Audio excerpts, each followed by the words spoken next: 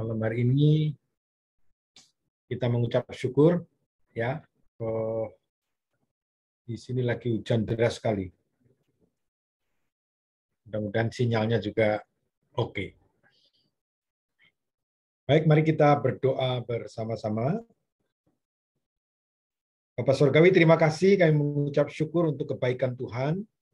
Kami bersyukur untuk waktu yang Tuhan sediakan bagi kami, anak-anak pemuda-Mu, dan tolonglah kami pada malam hari ini, kami boleh bersama-sama bersekutu dan kami boleh beribadah kepada Tuhan sekalipun melalui ruangan online Zoom meeting pada malam hari ini. Kiranya Tuhan sendiri yang boleh memberkati setiap hati kami dengan penuh kerinduan. Kami rindu bersekutu kepada Tuhan. Tolonglah kami dan biarlah apapun yang menjadi tantangan dalam kehidupan kami boleh tetap merasakan kehadiran Tuhan di dalam setiap kehidupan kami. Seperti pujian yang kami naikkan, kami boleh terus merasakan kehadiran-Mu menyertai kehidupan kami. Terima kasih Bapak, kami mengucap syukur, dan biarlah perenungan firman Tuhan dan diskusi pada malam hari ini boleh menolong kami dan memberikan kekuatan di dalam setiap kehidupan kami. Terima kasih, kami naikkan syukur kami boleh sambut kebenaran firman-Mu di dalam nama Tuhan kami Yesus Kristus. Amin. Baik, mari saya mengajak saudara-saudara membuka satu ayat di dalam Mazmur yang terkenal, yaitu Mazmur 23. Nah, saya ingin kita membahas bagian Mazmur ini di nomor yang ke-23, Mazmur 23, di nomor yang di ayat yang keempat. Ya, di ayat yang keempat. Ini Mazmur yang sungguh sebenarnya menjadi sebuah bagian yang menolong kita untuk menjalani langkah kehidupan kita bersama Tuhan itu sungguh indah sebenarnya. Walaupun tantangan pergumulan itu tetap kita hadapi. Ya, dalam Mazmur 23 ayat yang keempat, pemazmur mengatakan, sekalipun aku berjalan dalam lembah kekelaman, aku tidak takut bahaya, sebab Engkau besertaku. Gadamu dan tongkatmu itulah yang menghibur aku. Nah, lembah kekelaman. Sekalipun aku berjalan dalam lembah kekelaman. Ini memberikan satu gambaran dalam kehidupan kita bahwa berjalan dalam lembah kekelaman itu waktunya bisa waktu yang sudah dijalani, ternyata Tuhan itu menyertai, atau saat itu pemazmur sedang berjalan dalam lembah kekelaman, atau mungkin nanti ya yang akan dihadapi, yang akan terjadi sekalipun aku berjalan dalam lembah kekelaman. Dikatakan aku tidak takut bahaya. Ya, berjalan dalam lembah kekelaman, aku tidak takut bahaya. Sebab apa? Ini sebuah keyakinan yang perlu kita ambil bagian ini untuk menjadi keyakinan kita juga. Aku tidak takut bahaya, kenapa? Sebab Engkau, Allah, itu besertaku. Nah, saudara-saudara, kalau kita bertanya dalam hidup kita atau pengalaman yang kita hadapi di dalam kehidupan kita, lembah kekelaman itu pernah kita jalani atau saat ini sedang kita jalani atau di depan akan terjadi sekalipun aku berjalan dalam lembah kekelaman. Ya. Nah, pertanyaannya adalah Apakah lembah kekelaman Anda?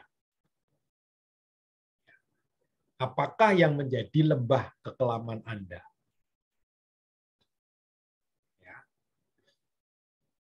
Jadi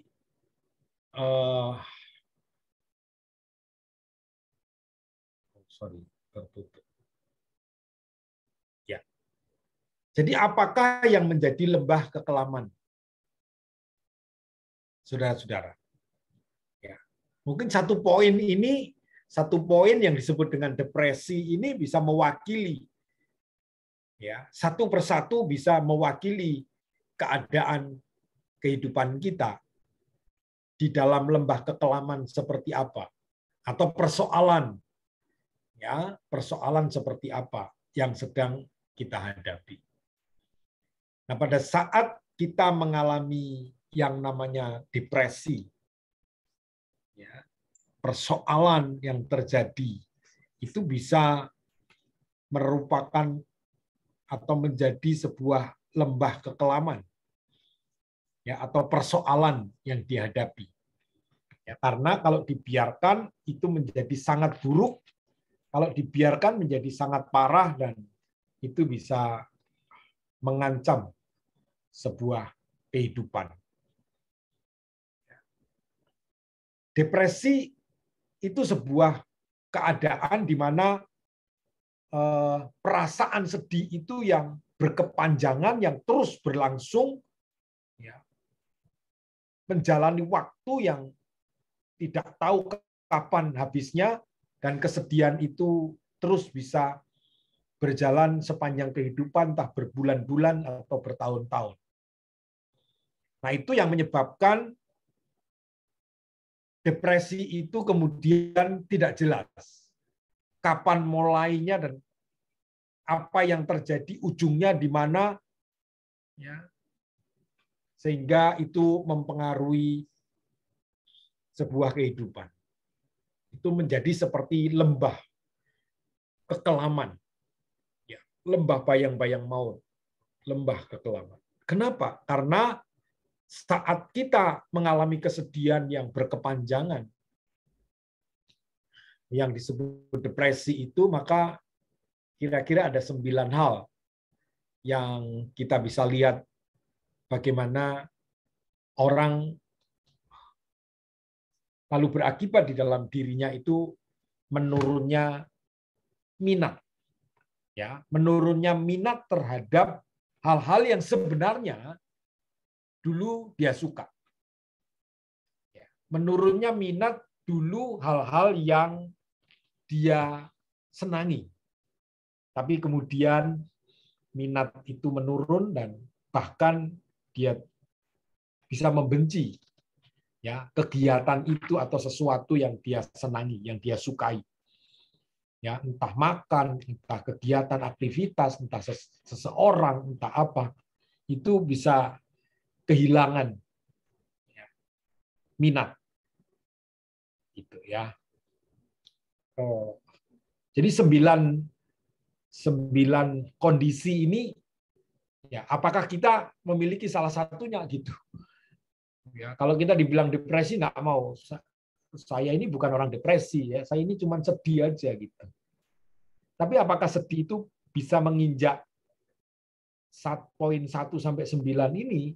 Ya, berarti Anda memasuki bagian-bagian yang disebut dengan depresi. Ya. Lalu yang kedua itu sulit untuk tidur. Ya, susah tidur, insomnia. Ya. Kalau tidak susah tidur, juga tidur tapi sering kebangun. Sering kaget kebangun dan tidak nyaman atau gelisah. Ya, itu yang juga menandai bahwa Anda sedang mengalami depresi. Kemudian merasa letih. Ya. Jadi orang kalau depresi itu, ya, gampang sekali letih. Ya, capek yang terasa terus-menerus, yang rasanya nggak hilang-hilang, sehingga bawaannya itu ya loyo aja, lemes, nggak ada semangat gitu, ya, energi hidup ini kolaps, ya, jadi down, Ya, kalau handphone itu sudah swak baterainya. Lalu yang keempat, kemudian merasa diri tidak bernilai. Ya, yang merasa diri tidak berharga.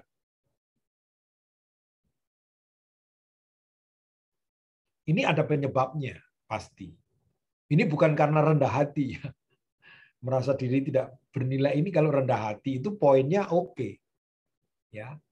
Dia mampu, dia bisa, dia oke, tapi dia mulai mengatakan ya coba orang lain saja saya belum. Saya di belakang layar aja lah. Ya, ini rendah hati gitu ya. Ya kecuali tidak ada orang lain nanti saya yang maju. Nah, itu rendah hati. Tapi merasa diri tidak bernilai ini bisa-bisa memang satu indikator ya, ini adalah faktor daripada depresi. Kemudian yang kelima, menurunnya kemampuan untuk berpikir atau berkonsentrasi pada sesuatu. Jadi bisa pecah konsentrasinya, bisa malas untuk berpikir dan lain sebagainya.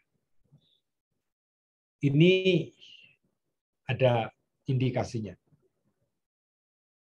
Kemudian yang keenam, ya suasana hati yang depresif. Ya, yang depresif, ya. Jadi untuk orang susah untuk senang, ya, susah untuk senyum, untuk ketawa, untuk lepas itu menikmati sesuatu, ya. Jadi gampang bengong, gitu ya, melamun, gelisah, ya, tertekan, ya. Jadi itu ya. Lalu ngemil yang manis-manis, minum yang manis-manis itu kemudian menjadi sasaran. Kemudian yang ketujuh, ya karena suasana hati yang depresif itu kemudian suasana hati menjadi buruk lalu cepat tersinggung. Ya, menjadi tepat tersinggung. Yang kedelapan, takut melihat sinar matahari pagi. Kenapa? Karena bawaannya dia mau sendiri, tidak ada keributan, tidak ada aktivitas, jadi tenang, ya maunya bawaannya malam aja. Ya, bawaannya malam terus. Ya, jadi kalau ya pernah nggak sih pada waktu depresi itu ya, entah memikirkan tentang sekolah, entah memikirkan tentang pekerjaan begitu ya. Jadi begitu pagi itu sadar itu pagi, aduh, gitu bawaannya takut gitu ya. Kalau bisa jangan pagi dan jangan ada aktivitas, karena apa? Karena dia akan bersentuhan dengan orang-orang yang menekan dan lain sebagainya itu. Ya, nanti teman-teman semua bisa diskusi ya, bisa bicarakan pengalaman sendiri atau pengalaman teman dan lain sebagainya. Ya, lalu yang kesembilan yang parah itu ya mungkin ada tahapannya stres itu ya, depresi, lalu halusinasi dan selanjutnya begitu ya, delusi dan halusinasi. Jadi dalam tahap parah itu pikiran tentang kematian itu mulai bermunculan. Ya. Jadi itu yang terjadi dengan depresi. Ya. Lalu ada seorang penulis yang bernama Josh McDowell. Ya, Josh McDowell ini memberikan petunjuk bahwa faktor penyebab, ya, apakah ini juga menjadi pengalaman kita, kalau ada yang lain yang menyebabkan depresi, nanti kita bisa tambahkan ya. Kita tambahkan dari tulisan Josh ini. Jadi 8 faktor penyebab itu bisa terjadi karena faktor biologis. Ya, jadi faktor biologis itu apa yang menyebabkan faktor biologis itu biasanya ya pada tahapan ini ya faktor biologis itu bisa macam-macam. Ya, bisa karena kurang tidur, ya, karena juga tidak berolahraga. Jadi tidak berolahraga itu bisa menyebabkan orang depresi, ya. Karena memang ada sesuatu ya dalam kehidupan kita ini secara biologis harusnya berjalan dengan baik. Ya, waktu gerak itu tidak lagi maksimal atau tidak dilatih, maka ada banyak faktor secara biologis, lalu kemudian ya ada rasa sakit dan lain sebagainya, lalu susah untuk melakukan sesuatu ya badan. Nah, seperti itu. Ya, jadi berolahraga juga bisa menghilangkan depresi. Nah, ini faktor biologis. Ya, lalu makanan yang kurang bergizi, ya, makanan yang kurang sehat, ya sehingga lalu kemudian secara tubuh ini kemudian ada efeknya sakit-sakitan dan lain sebagainya apa. Nah, itu juga menyebabkan depresi. Ya. Nah, kalau wanita itu ada apa disebut dengan premenstrual syndrome. Ya, premenstrual syndrome itu kan masa menjelang menstruasi itu juga ada sindromnya, jadi orang itu bawaannya sakit semua dan moodnya itu juga kurang bagus, ya dan lain sebagainya. Lalu yang kedua kata Josh adalah hal-hal yang ambivalen, ya bingung untuk menentukan sesuatu dalam posisi yang bingung, dilema. Nah, hal-hal yang ambivalens ini menyebabkan faktor depresi karena orang lagi bingung gitu ya. Lagi bingung. Ya karena ada dalam dilema itu kan membuat orang bisa jadi stres. Ya, lalu bisa depresi. Ya. Kemudian penolakan orang tua. Penolakan orang tua itu ya jadi apa yang menyebabkan penolakan itu karena memang relasi yang nggak bagus. Ya, hubungan yang tidak bagus, lalu kemudian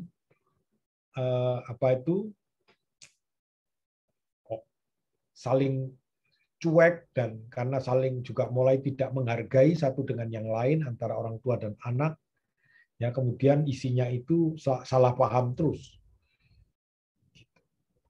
Ya, jadi perhatian yang tidak pas atau kurang atau memang ya sekali lagi karena relasi yang diawali dengan kurang bagus. Lalu yang keempat bisa terjadi karena penganiayaan. Nah, penganiayaan ini bisa ada dalam berbagai bentuk. Ya, penganiayaan itu abuse.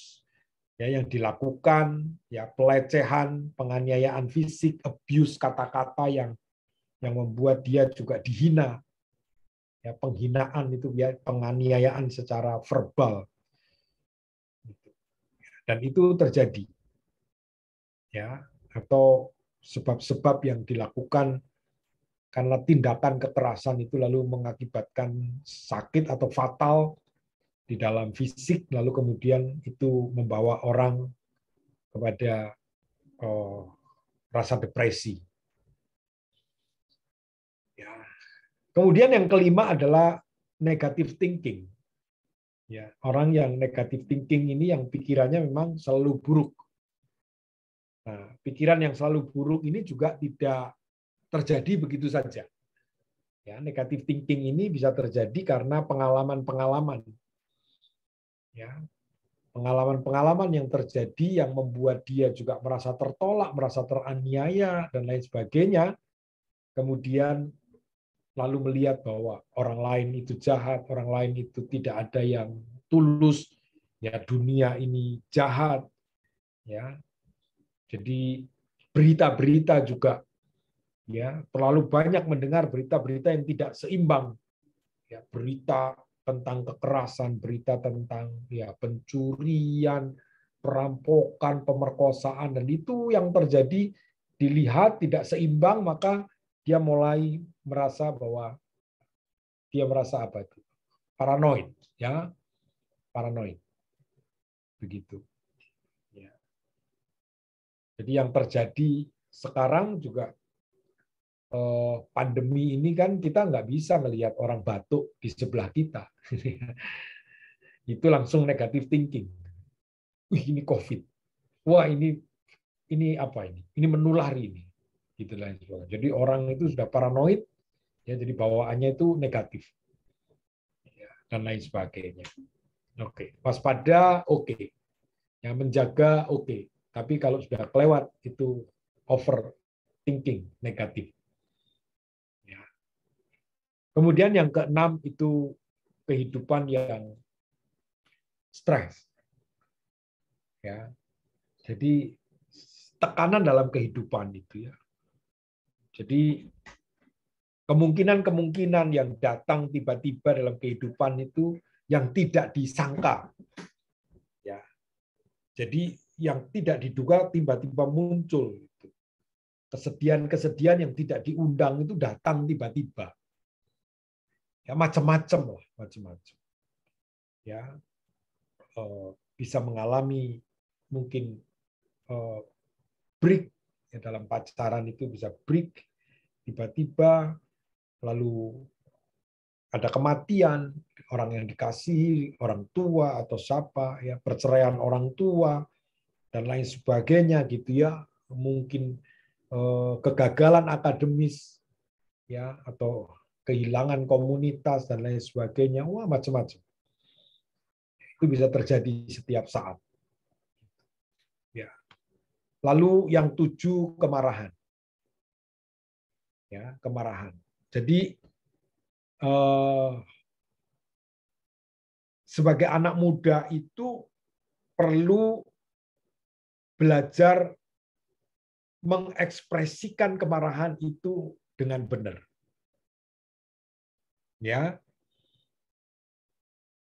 Jadi kemarahan yang tepat, kemarahan yang proporsional gitu ya, kemarahan yang memang benar, ya, kemarahan yang benar. Jadi memang itu harus dilatih gitu ya, cerdas atau berhikmat. Tapi kalau tidak, dia akan memiliki kemarahan yang juga tidak objektif, kemarahan yang tidak pada tempatnya, lalu kemarahan itu bisa merasuk ke dalam, ya, menjadi sebuah dendam yang mungkin membuat dia satu saat akan muncul kemarahan, ya, terpendam tapi muncul, mengingat ini muncul lagi, melihat itu muncul lagi, karena itu, ya, itu sebuah faktor yang terjadi. Ya, kemudian yang ke-8 itu rasa bersalah. Ya, jadi orang yang merasa dirinya bersalah atas sebuah kejadian buruk, ya, kalau dia tidak ditolong, tidak tidak diberikan satu pendampingan, itu rasa bersalah, ya memang dia bersalah sih. Tapi kalau itu dibawa kepada satu rasa bersalah yang tidak berujung tadi, ya, tidak didampingi kenapa-kenapanya, maka dia bisa saja akan berakibat fatal, gitu ya, berakibat fatal, karena dia merasa bersalah, dialah sebenarnya penyebab, dialah yang membuat ini dan lain sebagainya, ya, dia masuk kepada satu lingkaran yang sulit untuk membuat dia keluar dari situ. Nah, ini yang menurut Josh McDowell adalah 8 faktor penyebab depresi, ya, secara khusus untuk anak-anak muda itu. Ini yang terjadi. Ya, oke. Nanti kita diskusikan. Ya, satu poin lagi. Nah, ini sebenarnya hal yang perlu dicatat, hal yang penting. Nah, bagaimana sebenarnya jika kita mengalaminya atau teman kita mengalaminya, maka catatan penting ini yang perlu diingat adalah yang pertama, orang yang sedang mengalami depresi itu tidak boleh sendirian. Ya, makanya kenapa ada komunitas, ada persekutuan kaum muda, itu paling tidak ada ada momen-momen yang kita harus pakai untuk melihat sebenarnya ada banyak di antara kita itu silih berganti ya. Kadang-kadang saya punya tantangan, kadang-kadang orang lain punya tantangan, kadang-kadang saya punya pergumulan, kadang-kadang saya lepas dari pergumulan, orang lain punya pergumulan. Nah ini Alkitab mengatakan hendaklah kamu saling tolong-menolong, saling menopang, saling mendoakan, saling menguatkan. Itu ayatnya banyak sekali. Ya, karena kondisi seperti ini. Ya, jadi bukan pada hal-hal yang rohani yang seperti apa saling menguatkan, saling ini enggak. Justru pada situasi yang real kita mengalami tantangan dan membuat itu depresi, pergumulan yang membuat itu depresi, maka kita hadir di sana ya supaya mereka tidak merasa sendirian dan tidak ada yang mengerti apa yang terjadi dalam kehidupannya. Ya. Lalu yang kedua, catatan pentingnya apa? Adalah kita harus menerima nasihat. Ya, menerima nasihat yang jujur dari orang-orang yang jujur, memberikan satu gambaran tentang kondisi yang kita hadapi. Karena orang depresi ini tidak bisa melihat dengan jernih. Maka perlu orang untuk membantu melihat bahwa apa yang terjadi dalam hidupku ini orang lain bisa mengatakan, menggambarkan, ini loh. Maka nasihat yang jujur itu harus kita terima dengan jujur. Oh, ini yang terjadi ya. Sehingga orang bisa keluar dari situasi depresi semacam itu. Ya. Lalu kemudian yang ketiga adalah bagaimana meminta bantuan. Ya, paling tidak dalam kehidupan kita komunitas gereja itu ada hamba Tuhan. Ya, hamba Tuhan siapa saja yang dipercaya untuk bisa menyampaikan sesuatu yang dihadapi. Ya, atau profesional. Ya, profesional ini ya konselor atau psikiater gitu ya yang ngerti. Nah itu. Ya. Lalu kalau kita mengalami depresi yang keempat, coba bagaimana belajar kita ini memuji Tuhan. Ya, ada kuasa di dalam pujian. Kan ada lagunya dia, ada kuasa dalam pujian gitu. Sebab baik, kata firman Tuhan, baik kalau orang itu bernyanyi, bermazmur dan memuji Tuhan, itu baik. Begitu. Ya. Lalu yang kelima itu belajar bersyukur. Belajar bersyukur itu karena bisa melihat. Ya, sebenarnya kalau kita mengalami persoalan, mengalami pergumulan, lalu kita melihat, kita bersyukur karena kita masih bisa hidup ada di satu level di mana ada banyak orang yang lebih susah dari kita. Ada banyak orang yang lebih parah, lebih lebih menderita dari kita. Gitu. Jadi kenapa kita tidak bersyukur? Ya, kenapa kita tidak bersyukur? Belajar bersyukur melihat apa? Melihat ke bawah, melihat kondisi yang jauh lebih buruk daripada yang kita alami. Sehingga kita bisa bersyukur, terima kasih Tuhan gitu. Ya, kalau secara ekstrim, pamannya tangan kita putus satu gitu. Bersyukurnya di mana? Bersyukur lihat orang yang nggak punya tangan dua-dua. Ya, ada orang nggak punya tangan, nggak punya kaki. Gitu. Ya banyak di WA itu kalau dikirim itu ya ada orang yang nggak punya kaki, nggak punya tangan. Gitu. Ya, lalu lakukan itu dengan semangat. Ya, lalu kita melihat kita cuma menderita apa sih, lalu kita kehilangan semangat, lalu mau mati aja. Jadi apa yang menyebabkan itu? Maka belajar bersyukur melihat hal-hal yang jauh lebih buruk yang dialami oleh orang-orang lain. Lalu yang keenam, bagaimana mempercayai janji Tuhan. Ya, mempercayai janji Tuhan. Sekalipun aku berada di dalam lembah kekelaman, aku tidak takut bahaya, sebab karena Tuhan itu besertaku. Janjinya dia tidak pernah meninggalkan umatnya, dia tidak pernah meninggalkan orang yang percaya. Nah itu pegang, percayai janji itu. Ya, lalu yang ketujuh adalah bagaimana belajar untuk tenang. Ya, pada saat menghadapi sesuatu, coba belajar untuk tenang. Ya, maka boleh gitu ya, boleh menghindar dari keramaian itu untuk apa? Untuk belajar untuk menjadi tenang. Ya, supaya apa? Kata Alkitab, jadilah tenang supaya kamu dapat berdoa kepada Tuhan, datang kepada Tuhan dengan tenang. Kalau panik, kita mencari pertolongan gitu ya, ngalor ngidul kemana-kemana ya, seketemunya pokoknya gitu ya, berusaha untuk menyelesaikan secepat mungkin gitu. Ya, tapi orang yang tergesa-gesa akan mengalami persoalan itu, kata Amsal. Ya, berhenti untuk tergesa-gesa, ya, berdiam diri. Nah, ini penting. Ya, berdiam diri. Oke. Jadi kalimatnya adalah dengan Tuhan, ya, kita akan diberikan kekuatan. Kita tidak menyerah. Kita tidak menyerah. Dengan Tuhan kita tidak menyerah, ya. Lalu kita menjadi seorang yang berani melihat, ini anything. Ya, kita berani menghadapi segala sesuatu yang terjadi di dalam kehidupan kita. Dengan siapa? Dengan Tuhan. Ya. Tuhan besertaku. Gadamu dan tongkatmu itulah yang menghibur. Inilah yang menjadi keyakinan pemazmur yang juga harus menjadi keyakinan kita. Ya, sesuatu bisa terjadi. Lembah kekelaman itu bisa saja kita alami di satu waktu. Tapi percayalah, dengan Tuhan kita tidak akan pernah menyerah. Kenapa? Karena Dialah yang menyebabkan kita, penyertaannya itulah yang membuat kita berani menghadapi segala sesuatu yang terjadi dalam kehidupan kita.